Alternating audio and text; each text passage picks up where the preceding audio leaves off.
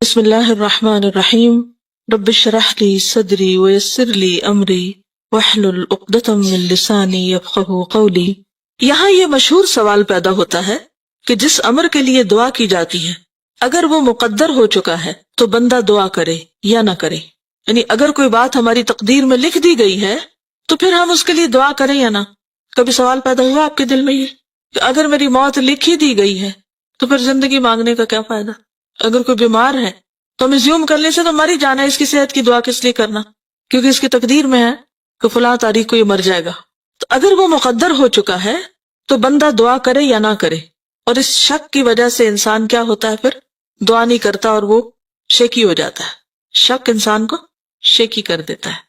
اس کا وقوع میں آنا لابدی اور ضروری ہے۔ لابد عربی میں کہتے ہیں لازم، اور اگر وہ مقدر نہیں ہے تو بندہ سوال کرے یا نہ کرے وقوع میں نہیں آئے گا۔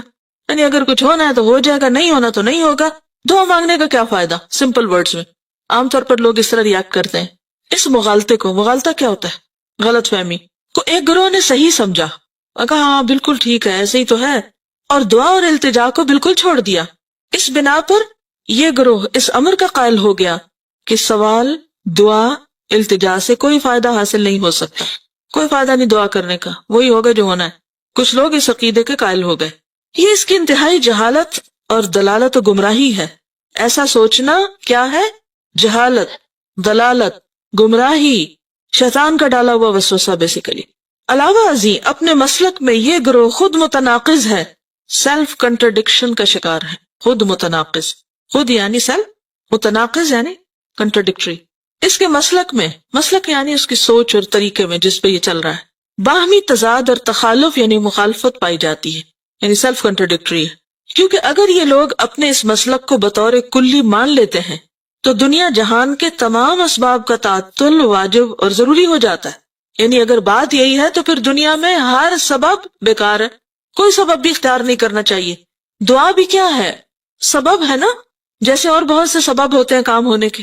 تو اگر اس کو آپ سمجھے کہ یہ کوئی فائدہ نہیں ہے، اس کا مطلب یہ کہ دنیا میں پھر کسی بھی کام کے کرنے کا کوئی فائدہ نہیں ہے، کوئی سبب نہیں اختیار کرنا چاہیے۔ یہاں سے گھر جانا ہے، چلے جائیں گے، گاڑی کی کیا ضرورت ہے؟ گاڑی منگائیں یا نہ منگائیں، چلے جائیں گے۔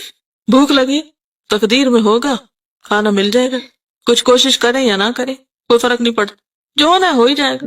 اس مسلک کے قائل سے کہا جائے کہ اگر سیری اور سیرابی تیرے لیے مقدر ہو چکی ہے تو وہ ہو کر رہے گی، تو کھائے یا نہ کھائے، پانی پیے یا نہ پیے، اور مقدر نہیں ہے تو ہرگز سیری اور سیرابی حاصل نہ ہوگی۔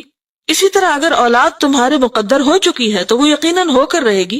اپنی بیوی باندھی سے خلوت و ہم بستری کرو یا نہ کرو، یعنی شادی کرو یا نہ کرو، اور مقدر نہیں تو ہرگز اولاد نہ ہوگی، خلوت و ہم بستری کرو یا نہ کرو، پھر تمہیں نکاح کی یا باندھی کی کیا ضرورت ہے؟ دنیا کے سارے اسباب اور اسباب کے سارے سلسلے کو اسی طرح سمجھنا چاہیے۔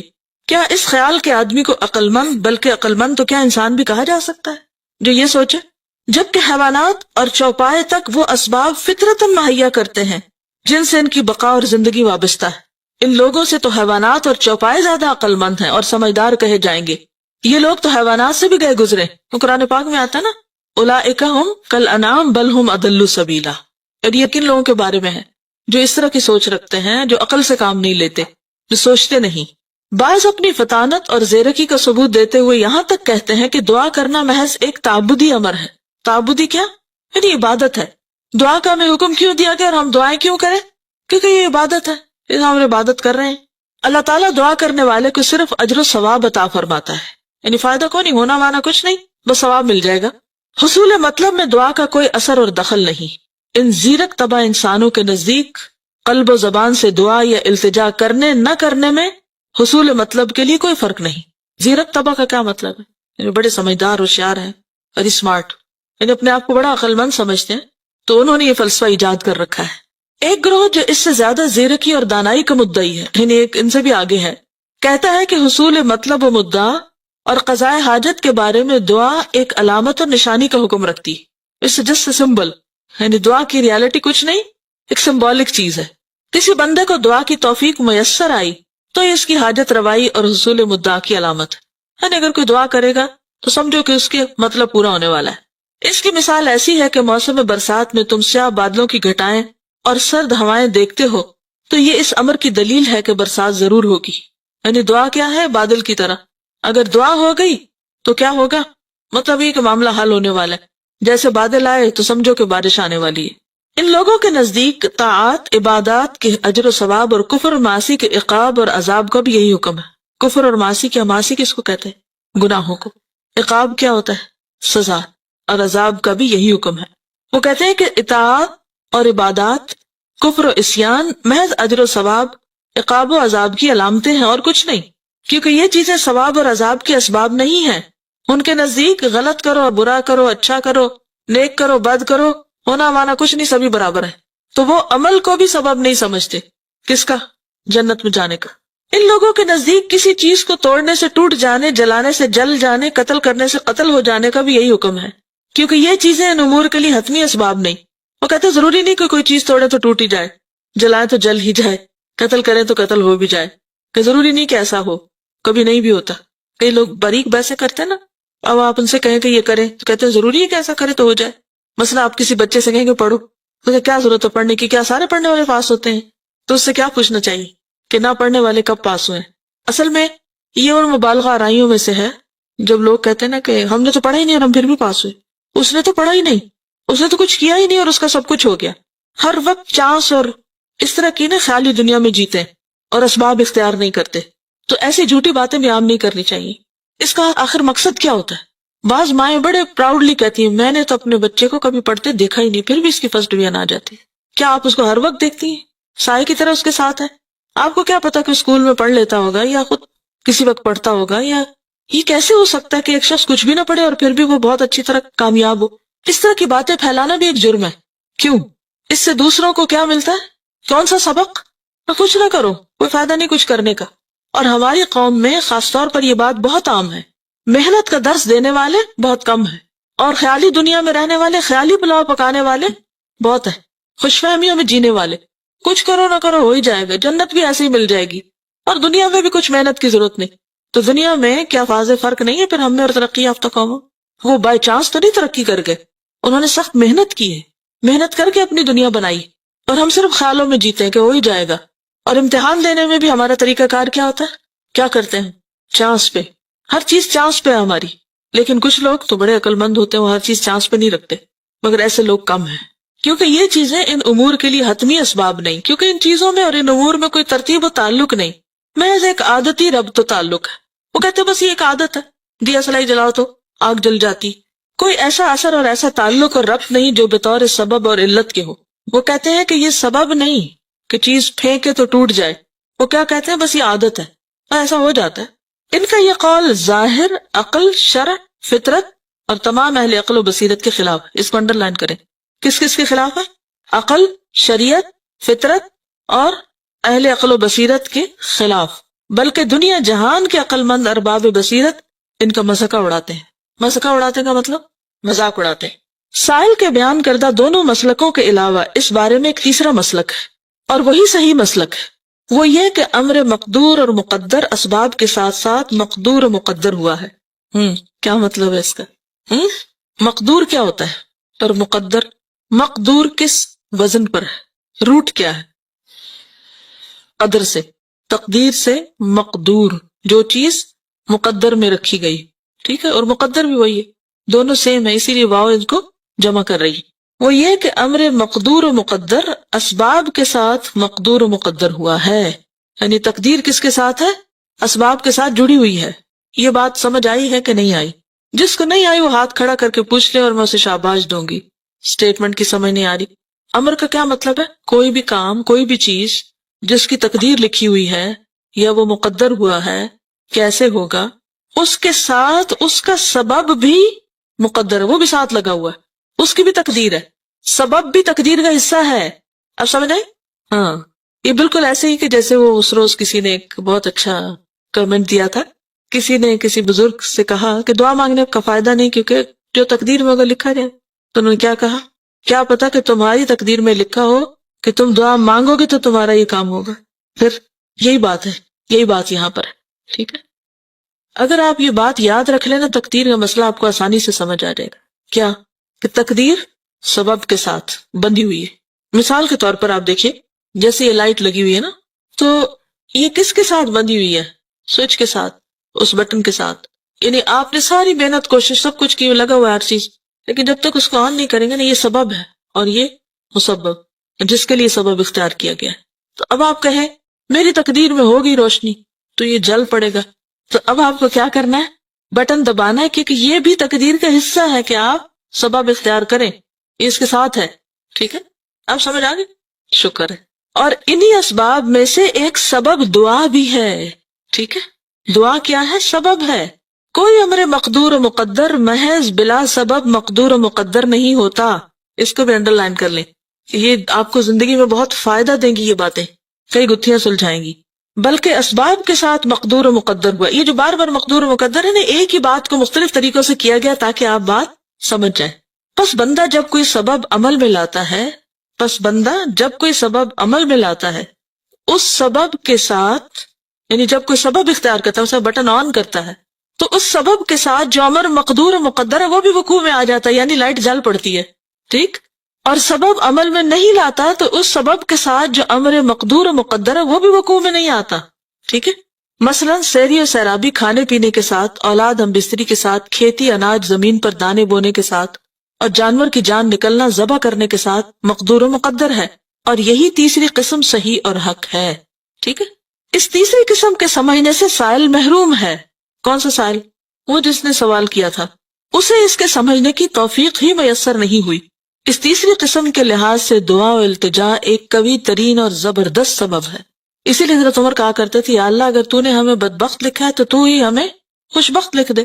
تو دعا کرتے تھے وہ. اور دعا جو ہے وہ کس کو بدل دیتی ہے؟ یعنی یہ سبب ہے تو اس کی وجہ سے جو مسبب ہے اس میں بھی تبدیلی آ جاتی ہے. یمحو اللہ ما یشاء ویثبت. اللہ جس چیز کو چاہتا مٹاتا ہے، جس کو چاہتا برقرار رکھتا ہے. اس کے لیے کیا مشکل ہے کہ وہ کسی چیز کو لازم ہی کرے کہ نہیں ایسا ہی ہونا چاہیے، اللہ یہ کہ اس کی مشیت اس کا تقاضا کرتی ہو. کیا مطلب ہے اس کا؟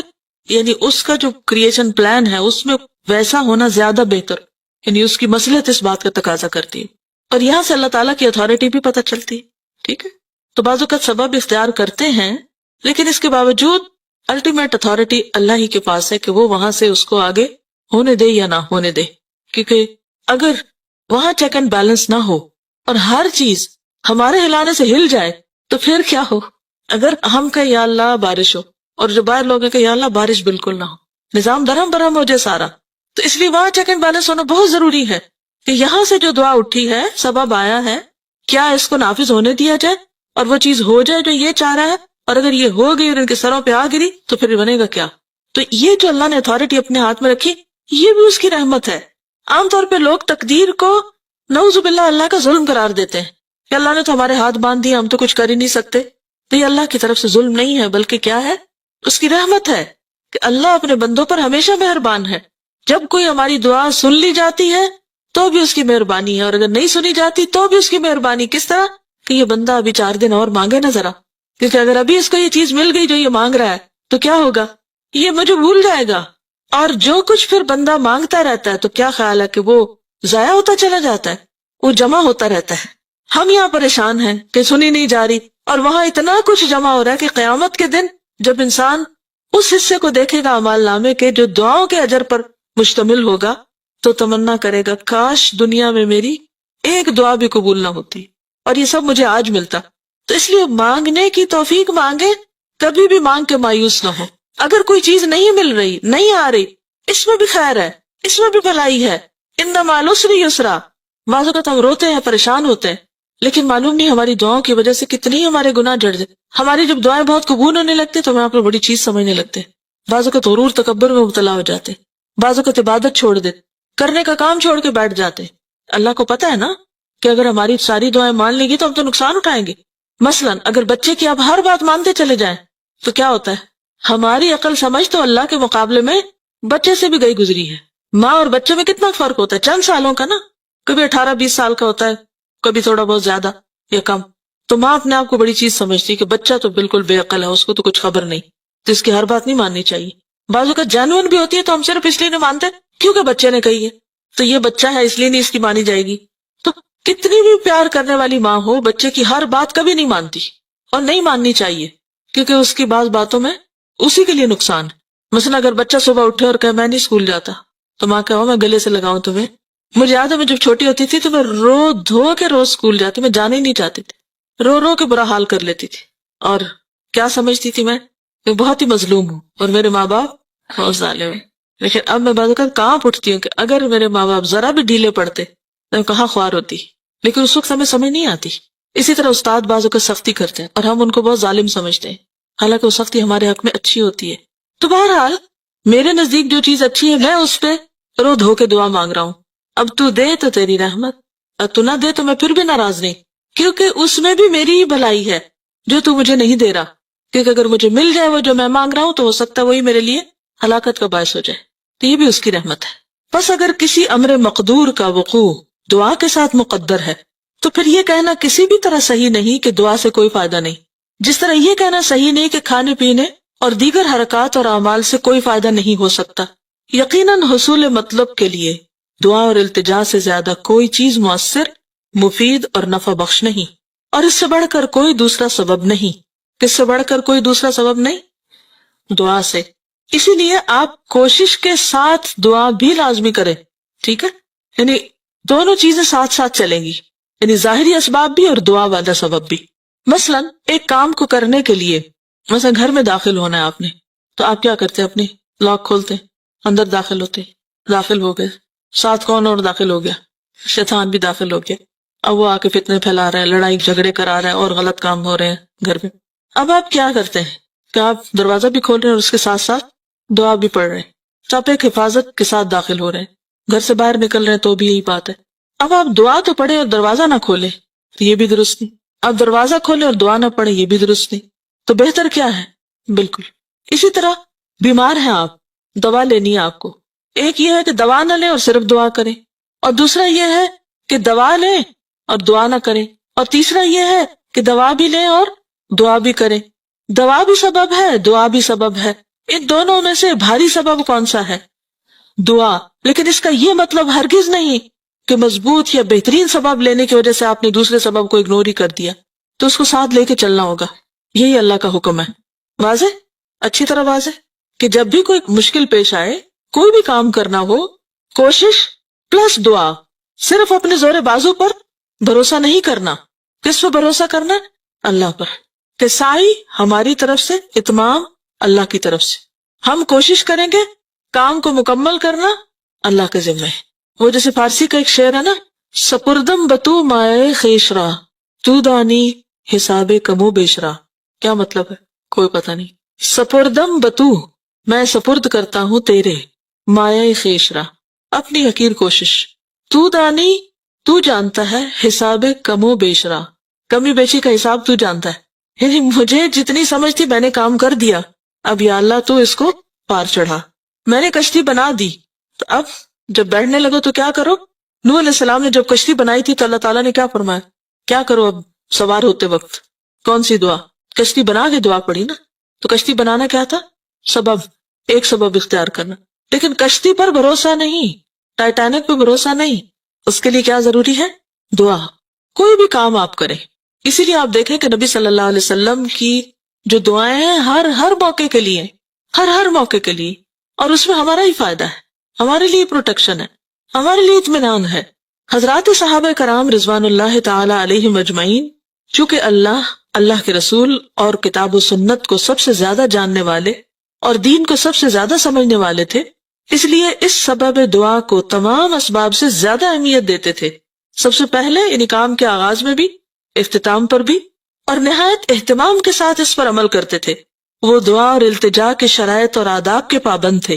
حضرت عمر نے دشمنان اسلام کے مقابلے میں دعا ہی کے ذریعے بارگاہ الہی میں نصرت و امداد اور فتح و ظفر کی التجائیں کی، اور اکثر اوقات صحابہ کرام فرمایا کرتے تھے، لستم تنصرون بکثرۃ وانما تنصرون من السماء، کثرت افواج سے تمہیں فتح حاصل نہیں ہوتی بلکہ آسمان سے اللہ کی جانب سے نصرت ملتی ہے۔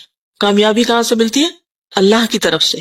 مزید فرماتے تھے، انی لا احمل ہم الاجابہ ولكن ہم الدعاء فاذا الہمت الدعاء فان الاجابۃ معه، مجھے اجابت دعا کی فکر نہیں، یعنی دعا کی قبولیت کی فکر نہیں، فکر ہے تو دعا کی، جب دعا کی توفیق دی گئی تو اجابت تو اس کے ساتھ ہی ہے.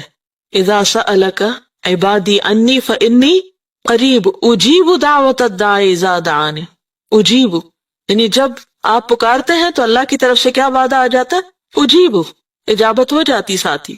کسی شاعر نے اس مقصد کو اپنے شعر میں یوں ادا کیا ہے: لو لم ترد نیل ما ارجو واطلبه من جود کفیک ما علمتنی الطلبا. اور اس کو عودتنی بھی پڑھا گیا، علمتنی کو. ٹھیک ہے، ترجمہ کیا ہے؟ اپنے دست سخا یعنی سخاوت سے اگر میری طلب پوری کرنے کا تو ارادہ نہ کرتا تو مانگنا مجھے نہ سکھایا ہوتا. اگر تو نے میری آرزو پوری کرنے کا ارادہ نہ کیا ہوتا تو مجھے مانگنا ہی نہ سکھایا ہوتا. اس کا مطلب یہ کہ تو میری آرزو پوری کرنا چاہتا ہے، میری مراد پوری کرنا چاہتا ہے، اسی لیے تو مجھے دعا کا حکم دیا اور دعا کرنا بھی سکھایا. تو جو تو نے سکھایا اس کو میں کیوں نہ اختیار کروں؟ جی بالکل. حضرت آدم علیہ السلام کو جب احساس ہوا کہ ان سے غلطی ہو گئی تو انہوں نے کیا کہا؟ وَتَلَقَّى آدَمَ مِن رَبِّهِ كَلِمَاتٍ فَتَابَ عَلَيْهِ. تو اللہ ہی نے سکھایا نا آدم کو، کیونکہ انہیں یہ بھی نہیں پتا تھا کہ اب کیا کروں، کیسے مانگوں. تو اللہ نے کلمات سکھا دیے. تو اگر اللہ نے دعائیں قبول نہیں کرنی تھی تو سکھائی کس لیے؟ واضح. پس جس شخص کو دعا القاء کی گئی یعنی دل میں ڈال دی گئی، دعا و التجا کی توفیق عطا کی گئی، تو سمجھ لینا چاہیے کہ اس نے ضرور اجابت دعا کا ارادہ فرما لیا. چنانچہ اللہ سبحانہ و تعالیٰ کا ارشاد ہے: ادعونی استجب لکم، المؤمن 40-60. تم مجھ سے مانگو میں تمہاری دعا قبول کروں گا. مزید ارشاد ہے: وَإِذَا سَأَلَكَ عِبَادِي عَنِّي فَإِنِّي قَرِيبٌ أُجِيبُ دَعْوَةَ الدَّاعِ إِذَا دَعَانِ. البقرہ 186. جب میرا بندہ مجھ سے مانگتا ہے تو میں اس کے قریب ہوتا ہوں، دعا کرنے والے کی دعا قبول کرتا ہوں. حضرت ابو ہریرہ سے مروی ہے کہ رسول اللہ صلی اللہ علیہ وسلم نے ارشاد فرمایا: من لم يسأل اللہ یغضب علیہ. ترمذی کتاب الدعوات. جو آدمی اللہ تعالیٰ سے نہیں مانگتا اللہ تعالیٰ اس پر خفا ہوتا ہے. یہ آیت اور حدیثیں اس امر پر دلالت کرتی ہیں کہ اللہ تعالیٰ کی رضامندی اسی میں ہے کہ اس سے دعا کی جائے، اس سے دست سوال دراز کیا جائے، بندے اس سے مانگے اور اس کی اطاعت اور عبادت کریں، کیونکہ دعا جو ہے وہ عبادت بھی ہے اور اللہ نے بندے کو اپنی عبادت کے لیے پیدا کیا. تو گویا جو بندہ دعا نہیں مانگتا وہ اپنے مقصد زندگی کو پورا نہیں کرتا. ظاہر ہے کہ جب اللہ تبارک و تعالیٰ راضی ہوتا ہے تو ہمہ قسم کی خیر اور بھلائی اس کی رضامندی اور خوشنودی ہی میں ہے، جس طرح کہ ہمہ یعنی تمام قسم کی آفتیں اور مصیبتیں اس کے غضب، خفگی اور ناراضگی میں ہیں.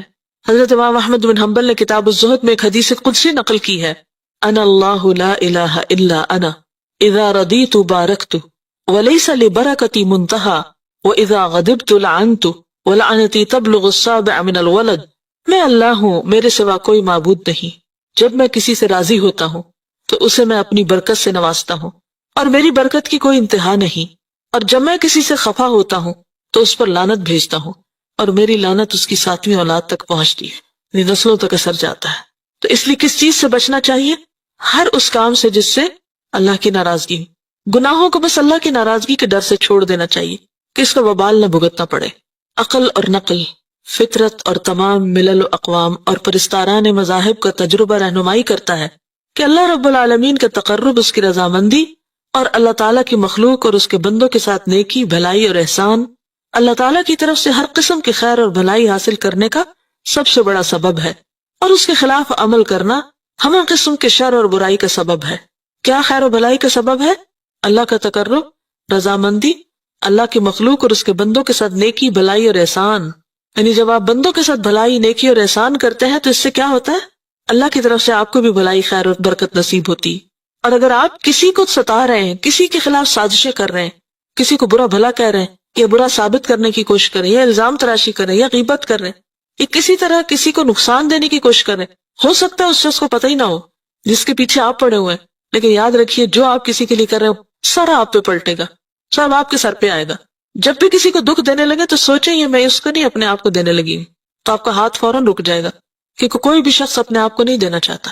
بعض اوقات ایسا ہوتا ہے نا کہ غصے میں آ کے ہم بڑے بڑے غلط ارادے کر لیتے ہیں کہ ایسی تیسی میں فلاں کی یہ کر دوں گی، وہ ہو جائے گا، اور پھر بری بری باتیں سوچتے ہیں اور پھر اس کے خلاف مہم چلا دیتے ہیں.